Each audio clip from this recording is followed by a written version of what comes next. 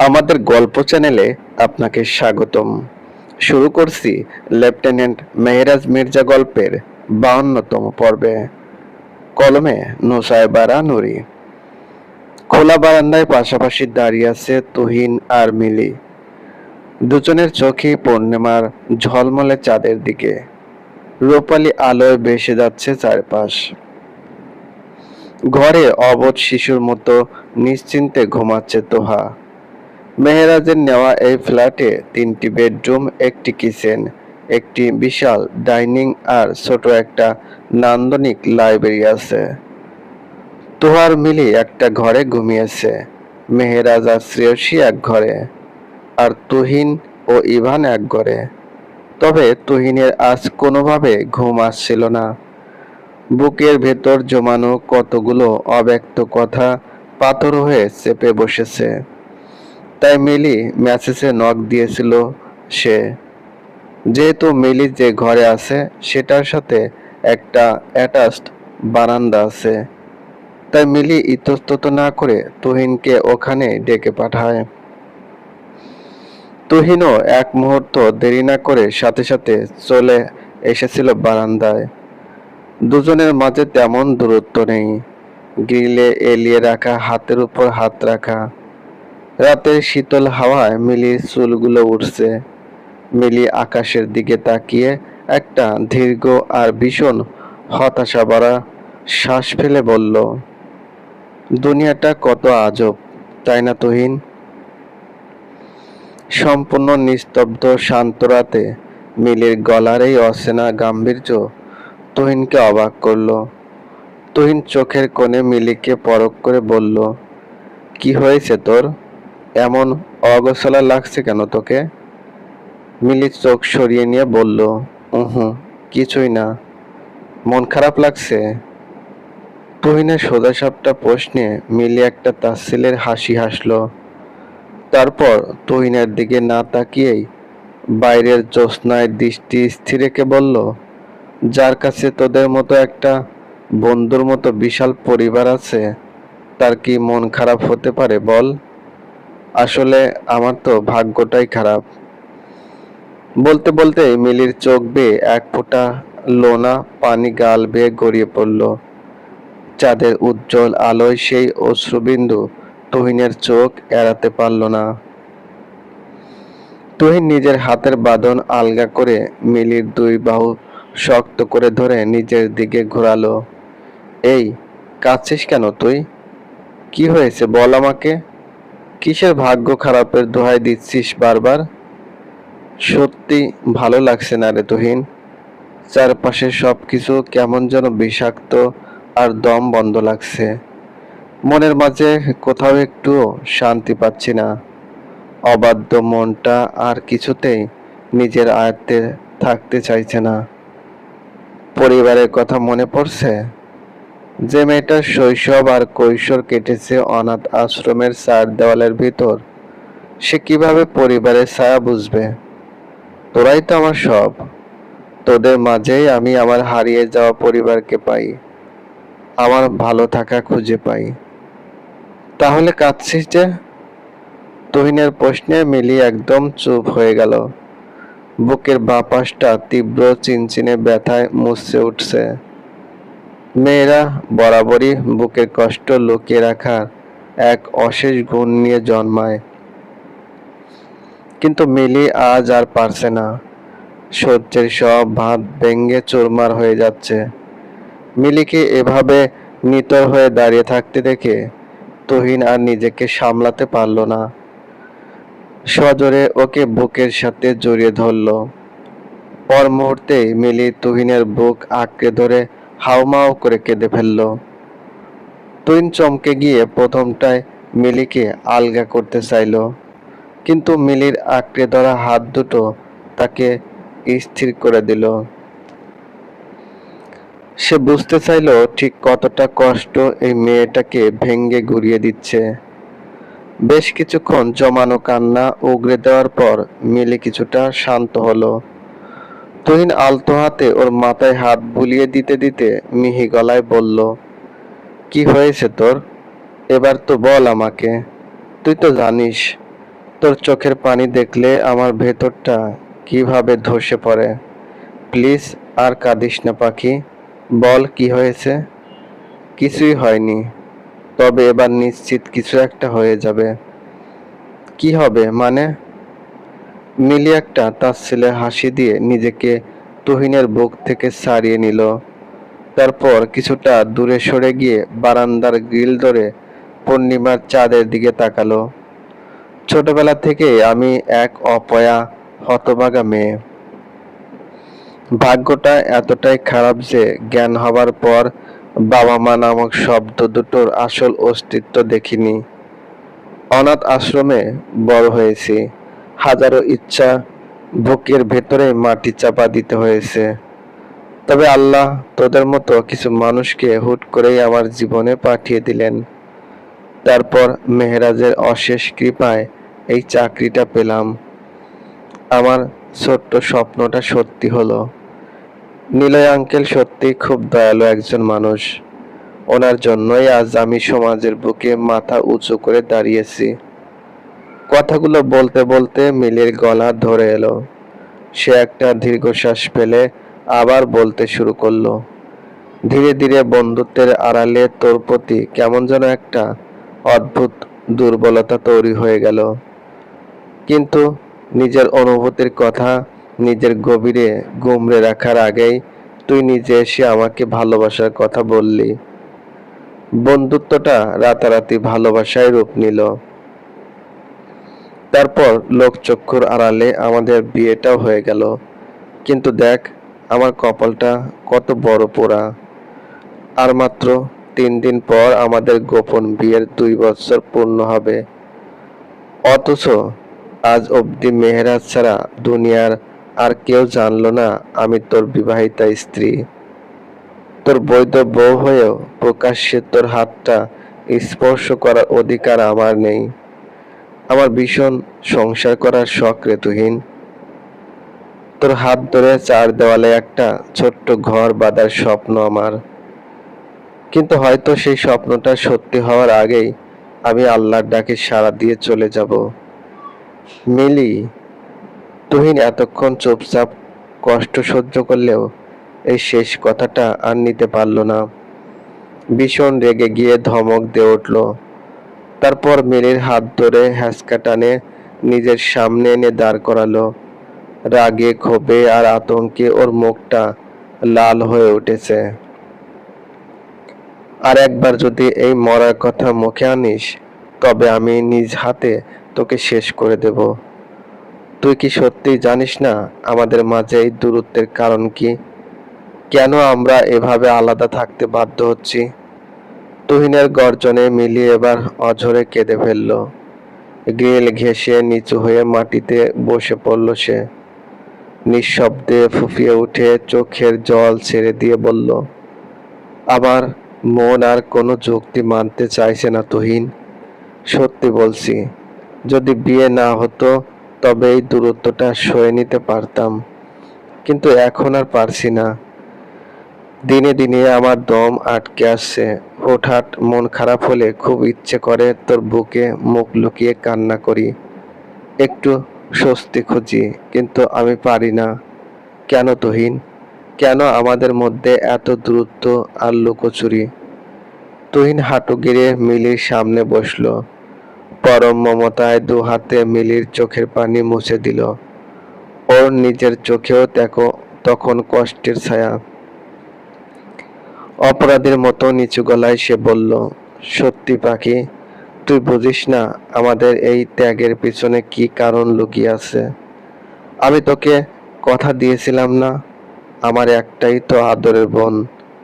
সে শুধু আমাদের বাবা মায়ের নির্মম হত্যাকাণ্ডের বিচার আর প্রতিশোধ নেওয়ার জন্য নিজের ভালোবাসাকে বিসর্জন দিয়ে শিয়ামকে বিয়ে করেছিল। তারপর শুরু হলো এই মারাত্মক মিশন। এই মিশনটা একবার সফলভাবে শেষ হতে দে। মিশন শেষ হলে বোনটার পায়ে ধরে হলেও তাকে ইভানের হাতে তার আসল ভালোবাসার মানুষের কাছে তুলে দেব। তারপর সমস্ত সম্মান আর অধিকার দিয়ে তোকে আমার নিজের ঘরে তুলব। তুহিন একটা বড় শ্বাস নিয়ে আবার বলল, আমি শুধু আমার বোনটার মুখে একটু হাসি দেখতে চাই পাখি।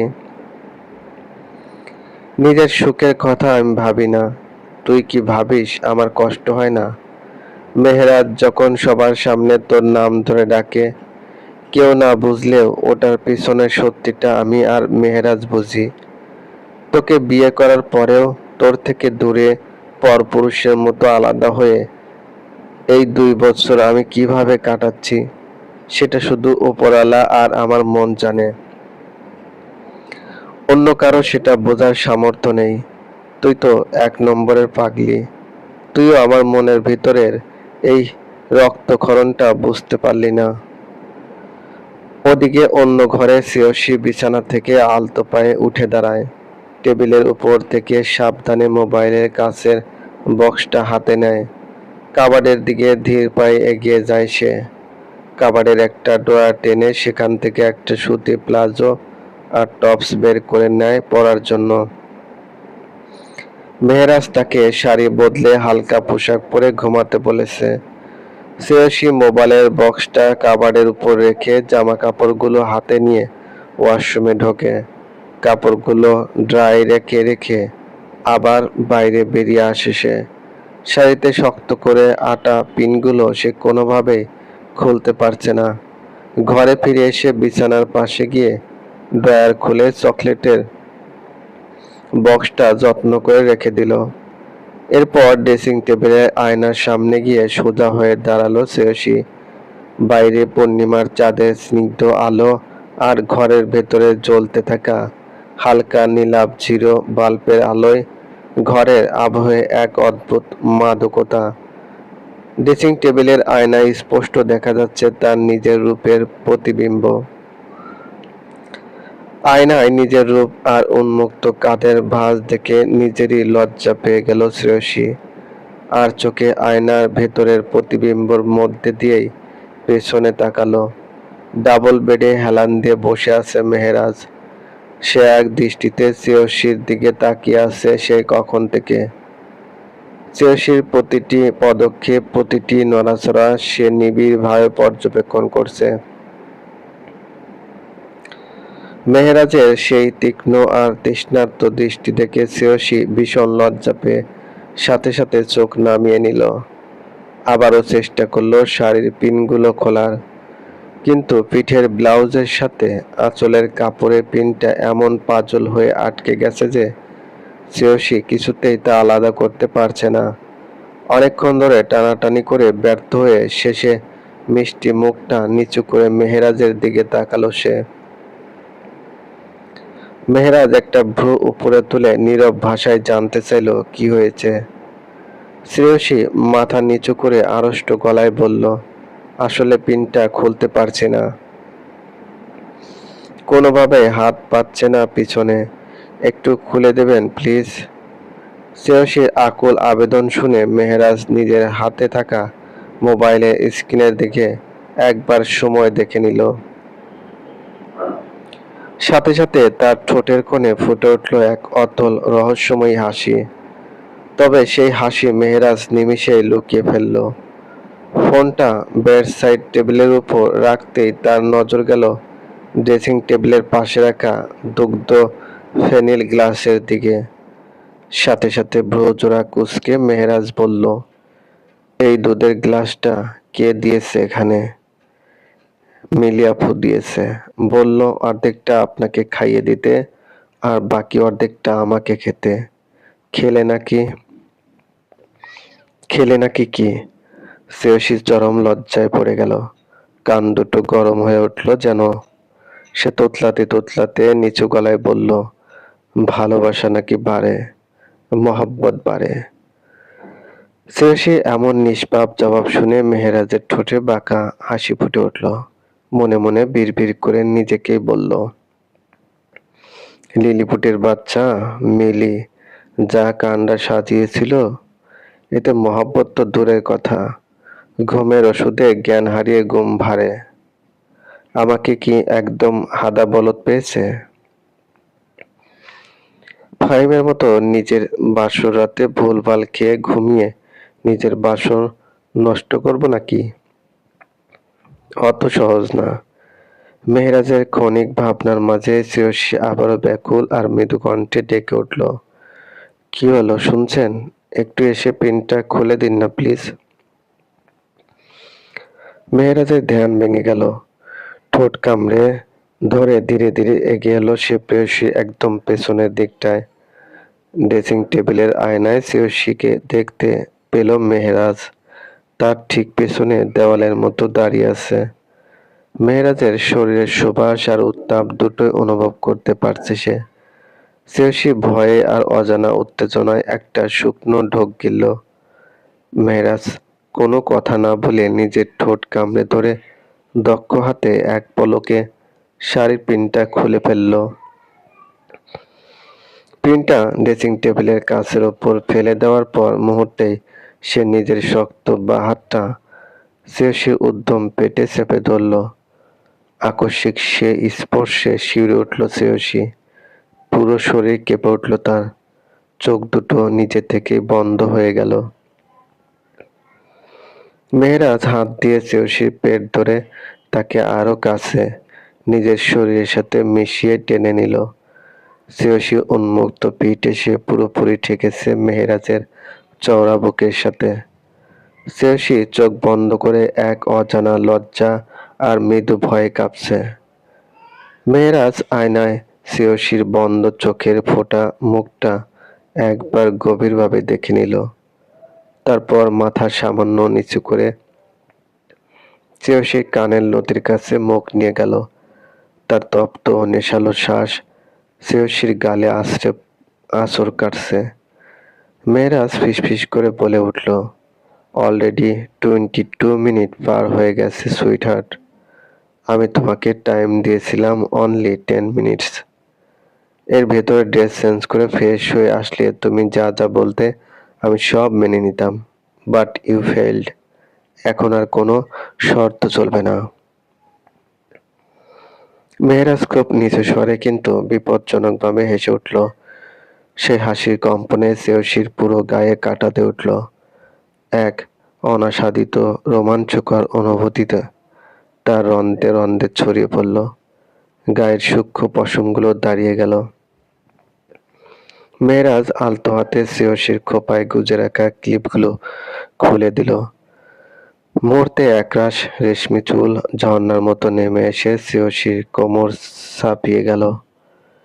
মেহেরাজ শ্রেয়সীর ফর্সা ঘাড় থেকে ঘন চুলের গোছা সরাতে সরাতে সেখানে নিজের ঠোঁট ছোঁয়ালো।